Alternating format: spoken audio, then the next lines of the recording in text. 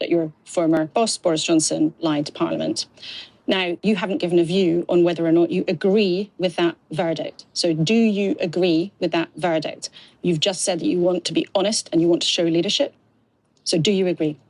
Yes, I've already said, in fact, that I do fully support and respect not just the work of the committee, who I think did a very thorough job, but also the decision of the House. It's right that That's people... That's not my question. No, but hang on, let me finish, because this is important. I do think it's right that people, whatever their position, face responsibility and accountability for their actions. That has happened. And most importantly, Boris Johnson is no longer an MP. Now, you asked me about my view on this, right? And standing up for things, being honest. I was a person that, as Chancellor, resigned from Boris Johnson's government. That is, you know this better than most because you followed politics for a long time. But you didn't vote in the Commons.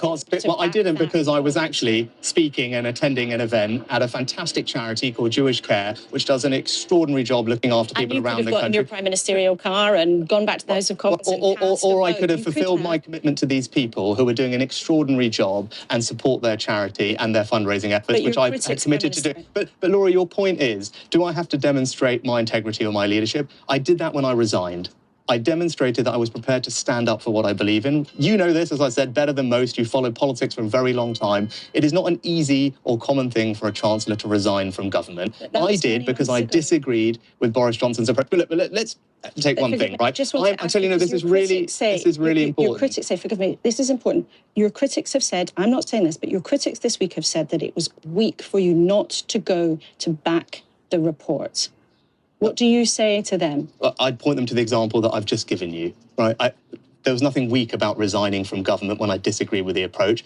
That's principle, right? That was me acting on my principles. And actually, I'm not interested in litigating the past about Boris Johnson. He's no longer an MP. What did you think of what Mr. Sunak said? It's not so much depressed as sad. I mean, if anybody was still watching after that extraordinary Orwellian, meaningless, evasive word salad, I mean, everybody else wanted to believe, and I sort of believe maybe he's kind of a bit more decent, you know, and it turns out he's as much of a mendacious, narcissistic sociopath as his previous boss. I mean, this man literally, he seems to be making a principle of the fact that he resigned from a government that he'd served loyally and tried to keep propped up for numerous years. He's trying to boast about having worried about inflation while he was Chancellor of the Exchequer under Johnson.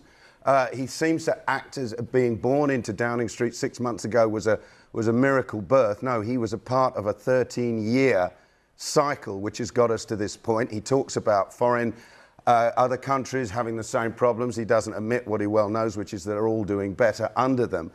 The evasion, the constant repetition of a repaired street. I genuinely wanted to believe that maybe the Tories had made a reset, even though they had elected a man who had loyally served under Johnson, a man who made a mockery of a parliamentary democracy and clearly was venally motivated by self-interest. The fact that the Tories chose that easy option, for a man now to say, we don't take easy options, when they took the easy option, which was Johnson, because they thought it would keep them in power, and when they thought for a moment he wouldn't, they dumped him instantly. I mean, he's the Prime Minister. He owes us honesty, and we got nothing but mendacity, evasion, and vanity, just dripping with vanity. Fair to say that you are not convinced.